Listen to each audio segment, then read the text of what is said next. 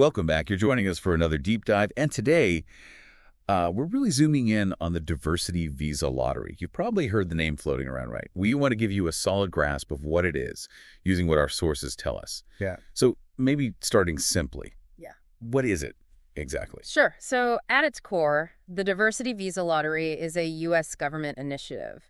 It's designed to provide a path to an immigrant visa, a green card, essentially, for people from countries that historically haven't sent many immigrants to the United States. Okay. Think of it as a mechanism to, diversify the immigrant pool. Got it. So diversity is key. Yeah. That implies it's not just open to anyone from anywhere then.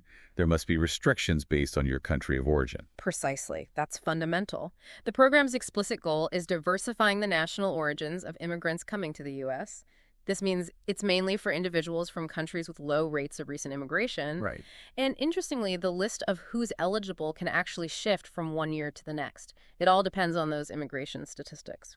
That makes a lot of sense. I mean, the name itself, diversity visa, kind of spells out the intention pretty clearly. It does. But what about the lottery part? How does that work? Is it genuinely random, like winning the Powerball? Well, once you clear the basic eligibility hurdles, and that usually involves having, say, a high school education or its equivalent, Okay. or alternatively, having qualifying work experience, which generally means 2 years in the last 5, in a job requiring at least 2 years training, Yeah. then yes, the selection is random. Really? Yeah, it's a computer-generated lottery draw, pure chance at that stage. So, okay, let's say someone is from an eligible country. Mm-hmm. They meet the education or work requirement. They put in their application. There's still no guarantee at all. None whatsoever. That's a really key point to understand. Meeting the requirements just gets your name into the virtual hat, so to speak. It doesn't guarantee you a visa. Plus, there's a limit, a cap on the number of these visas available each year. You know, what strikes me is how specific this tool is. It's a way the U.S. government actively shapes immigration flows. But it's not directly tied to, say, family already being in the U.S. or having a specific high-demand job offer. Exactly. It stands apart from those more traditional pathways.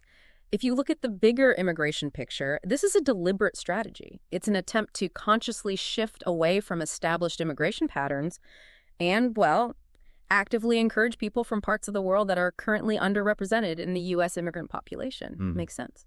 So for anyone listening who might be thinking, could this apply to me? Yeah. The very first step is understanding if your country of birth is even on the eligibility list for the current year.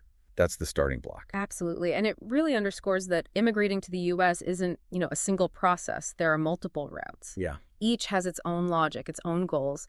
The diversity visa lottery just serves a very unique function within that whole system. Okay, so let's quickly recap what we've pulled from the source material in this deep dive. The Diversity Visa Lottery. It's a U.S. program offering immigrant visas. Crucially, it's for people from countries with historically low immigration rates to the U.S. To even enter, you need to be from an eligible country and meet certain education or work experience standards. Right. The education or work piece. And then, the big thing. Selection is random. It's a lottery draw. The whole point. Diversifying who immigrates to the U.S. Well put.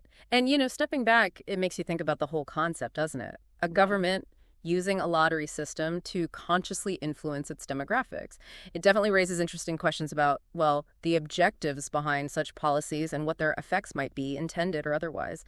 It really does. So maybe a final thought for everyone listening. As you go about your day, just mull this over. What does it signify when a country uses a mechanism like this, a lottery, to actively try and diversify its population, not based on immediate economic needs, perhaps, but on a sort of broader vision for what the country looks like? It's definitely a unique approach, something to think about.